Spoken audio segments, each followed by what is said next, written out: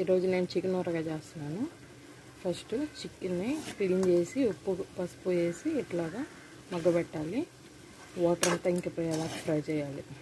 ఇంకిపోయాక ఆయిల్లో deep fry చేస్తున్నాను ఇప్పుడు చికెన్ని.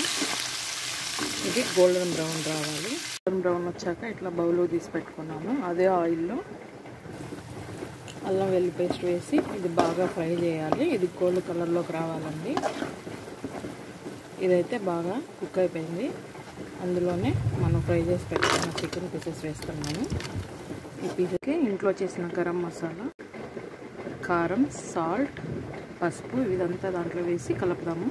అంతా వేసేసానండి. వేసిన తర్వాత మిక్స్ చేద్దాము. ఇదంతా బాగా మిక్స్ చేసేసాము. ఒక 5 minutes ఉంచి దీన్ని ఆఫ్ చేద్దాము. అందులోనే లెమన్ పిండేసి అంతే అండి, అయిపోయింది. మీకు ఎలా అనిపించిందో లైక్ చేయండి, షేర్ చేయండి, సబ్స్క్రైబ్ చేసుకోవచ్చు కదా.